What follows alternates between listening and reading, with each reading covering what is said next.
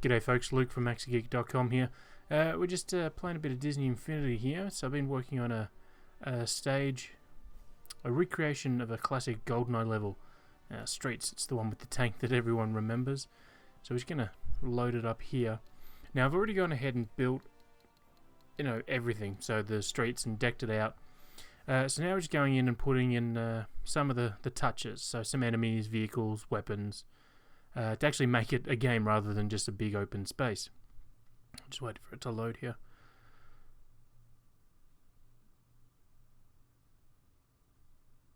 It's nice and exciting just watching a load screen, so bear with us. There we go. Now, playing as Thor to begin with. Thor, obviously one of the flies, very, very handy when building a world. You can fly up and have a look from up above. Got to do something about that camera though, starting in the middle of a building. Actually, what I'll do first is I will swap Thor out. We'll get a racer so we can get around fast. Let's see here. Lightning will do. Crystal lightning. There you go, crystal. Put him on there to make that a bit more fun. Cool. So we'll just take a bit of a quick drive around, so you can actually check out the stage in full.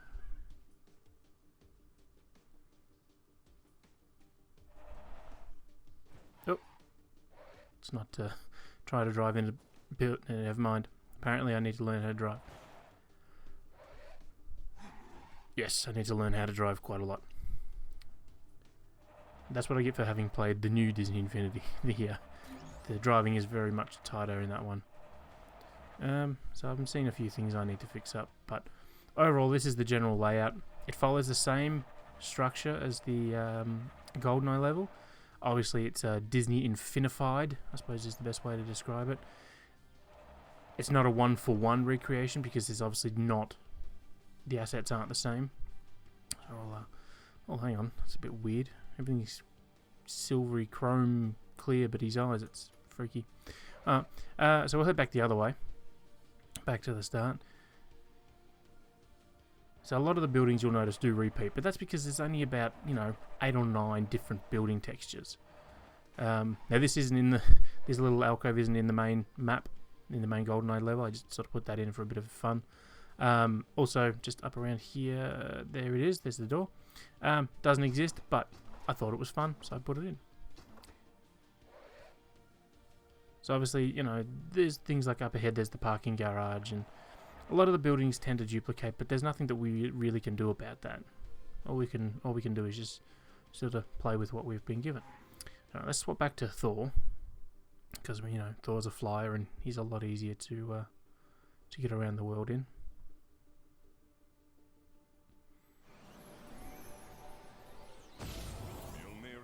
Once more, so be it.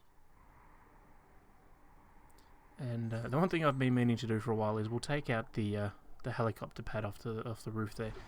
It's just unnecessary, adding more load that the game doesn't need. And if you're wondering what the Skybox is, it's the World War Hulk, same as the texture pack. It's the closest one to streets that I could get, and it sort of fits the theme of being blown up and cracked with all that there. So here we'll put in a nice little chest. No, chest. Creative Toys. There it is. Right. Just a loot chest. Nothing too special. Put one of those in there. And now we'll actually put something in the loot chest when somebody opens it. Let's see. Is there a blaster? No, keys, gear for the sidekicks. No, we want a blaster. No blaster. I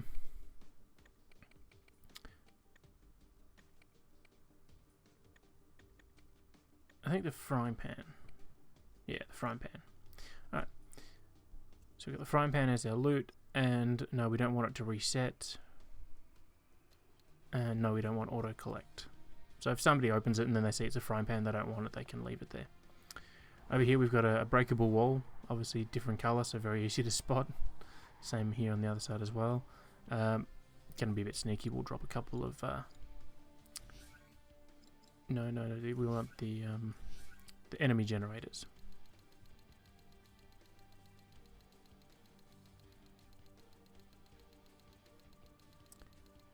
There they are. On there. One on the other side. Nope. There we go. Back there. Right. Now what we're going to put in is we're going to put in a one of those detection boxes.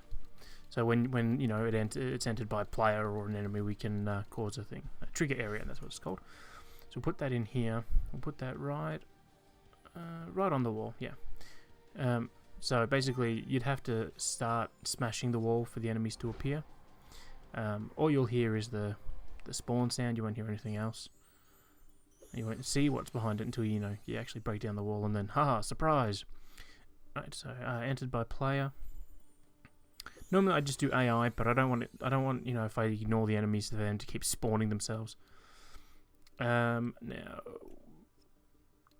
we want the aim drone because it's as close to a city sort of style enemy as we can get.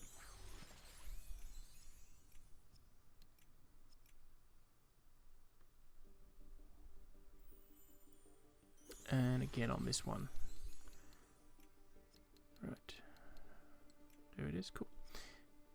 Now obviously we have to be careful not to walk in there ourselves because we don't want to spawn.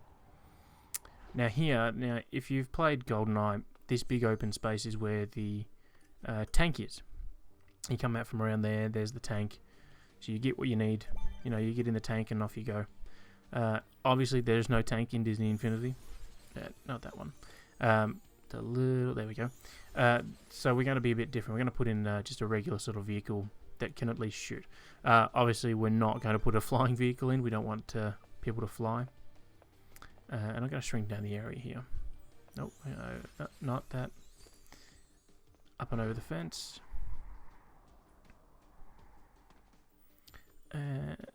That's what we want. I don't want anything to spawn until you've basically crossed the fence line there. So we'll make it a thin one. Right. So there it is. There, it's the same thickness as the fence. Doesn't do anything at the moment though. Hang on, no, we want enemy generators. There they are. Probably put two, one in each corner. No, we'll go three. So one there, one in the middle, and then one in the corner there. And normally the tank's sort of in the back corner, but we'll be a bit creative.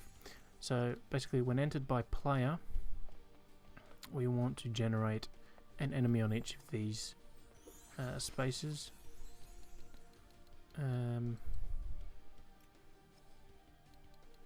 There's no generic soldier, so actually no, he's pretty generic in his look, so we'll go with him. So the plan is that we'll have it set up that it generates 3 different enemies, well, 3 of the same type of enemy, 3 enemies in general. Once you've defeated them, then a vehicle will spawn. Try and work out what the best vehicle is we can use, because we've got a few little tight spaces, so we need to make sure that we've got one that can fit through them. Again, no flying vehicles because we don't want anyone to be cheating through the stage. And no, hang on, I need the counter first. So the easiest way to spawn something when you've met a condition is with the counter. In the fancy holographic things here, where are we? Counter, no, there it is. So just stick it here for now while we work on it, and then move it a bit later. So basically, we're going to go in and say, right, when an enemy is defeated from this thing, we want the counter to increase by 1. Right. And we'll do that for the other 2. So logic generated, sorry, enemy defeated, increment, and then by 1, and then same on the other. There we go. New logic connection, enemy defeated, increment by 1. So this is now saying that every time we defeat one of those enemies, our counter will increase by 1. Very handy, exactly what we want. What we don't want is for a player to enter back into that area and back through the gate, which will spawn more enemies. We only want the counter to go to 3. So what we're going to do is, to ensure that it always goes back to 0 before each level starts, we'll put another trigger area in here. Make that the width. Oh, freaky camera move there. Put it across, there we go. Alright, new logic connection entered by player, any. And then we have to jump over that because otherwise it'll trigger. And then we're going to reset. So basically every time we start the level, we'll walk through that trigger area and reset the counter back to 0. Now when the counter hits 3, which is what we want it to set at, we are going to spawn a vehicle. There it is, vehicle summoner. Now if you haven't unlocked vehicles through the playsets, you get a smaller range here. There used to be a way of getting around it, but I'm not sure what if that's fixed or not. I've got them all unlocked anyway, so what we've set it to, when the target is reached, we want to spawn a vehicle. And now we have the choice. No, they both fly, so not those ones. The Mini Milano flies. Something with a weapon, obviously, make it a bit more fun. That should work. And then a new logic connection. No, that's not it.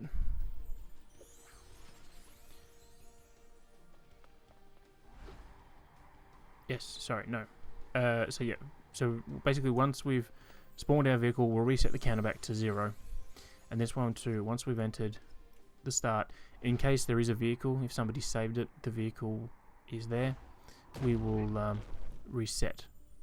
Erase all vehicles from the map. Remove all vehicles, there we go. So now we're set up that when the counter hits 3, a vehicle will spawn. And let's get that out of the way, because we don't need this anymore. Nope, down on the roof, there we go.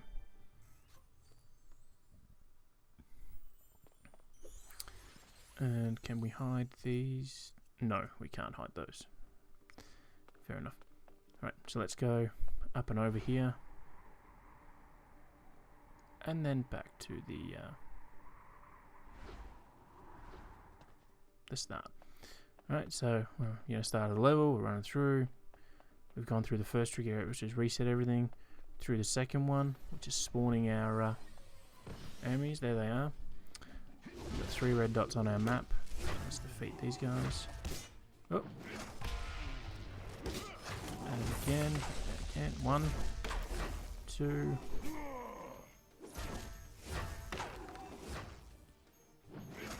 That's seems a bit strange. It spawned just before it was done. Oh well. So we got our vehicle. And we press try. Apparently this one doesn't shoot, it just launches you out of the car. Alright, so apparently we picked one of the vehicles without some spawn. Without some rockets on it or something. Alright.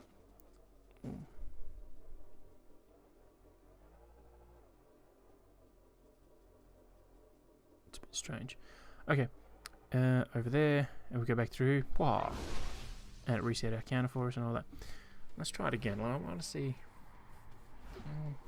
I don't trust that counter. Also, I don't want the count to be seen. I don't want people to know how many they have to. So we'll go in here and we'll make the counter not visible. Visible off. Yep. Okay.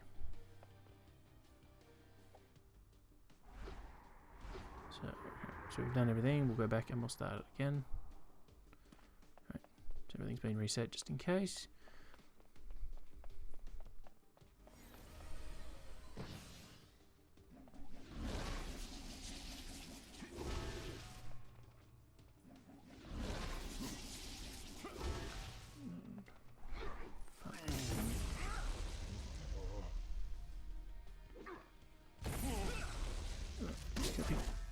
Here, but I want to go back through the trigger area because then it'll spawn more enemies.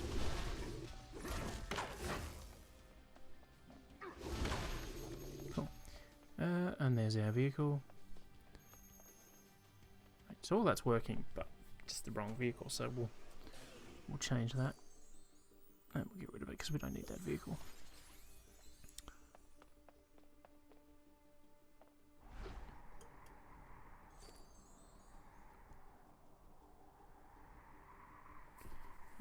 We'll go here. We'll change the trigger. So if you didn't know, you can actually go back in and then modify your trigger. So we're currently on Crusader with extension. But we need something that has guns. Obviously none of the horses are going to have guns on them. I don't think the train would be a good mount for a city. Up. That's where we were. The Light Runner's the car from Tron. Cool, but no weapons. Same with the Wreck-It Ralph vehicles.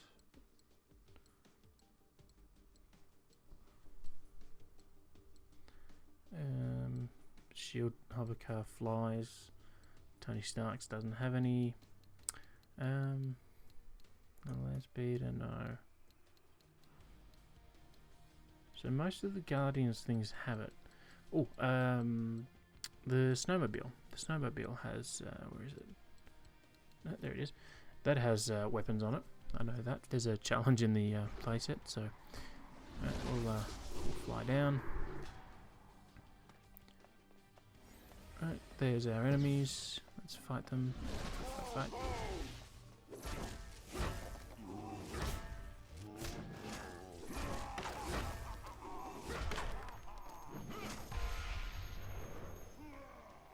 And okay, the vehicle spawned before we defeated the last guy. Alright, we'll look at that in a moment. Alright, he's not.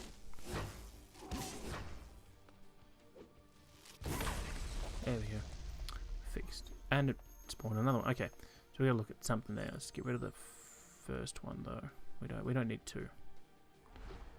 Actually, let's. So what's this? Properties.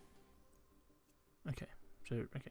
Just in case, we'll reset it. When the target's reached, we'll reset the counter. Just to make sure we don't have the duplication again. Right, here we go. Aha! We can shoot things. Oh, you don't want to go that way.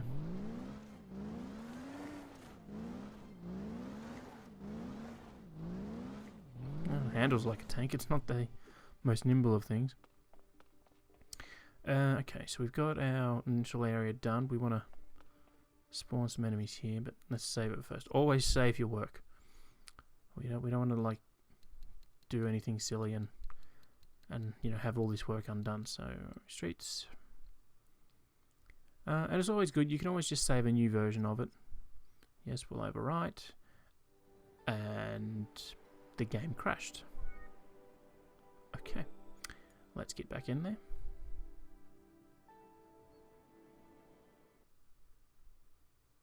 Alright, through the magic of editing, we'll get back to the game pretty quick. Alright, and we're back. Thankfully the game had an autosave for us, so we didn't have to do any of all that work again. But it saved just before we made the change to the counter up above, so we'll go do that again. Go. And this is what I mean, it's handy to have a flying character because you can do that relatively easy. Okay, properties, reset on target, back on again. Okay. And okay, so we'll leave it for there. So we'll save this, and hopefully it saves this time. It doesn't crash the game. We don't want that a second time. And there's my Mickey Mouse screenshot with the thing. Save, yes. Saving.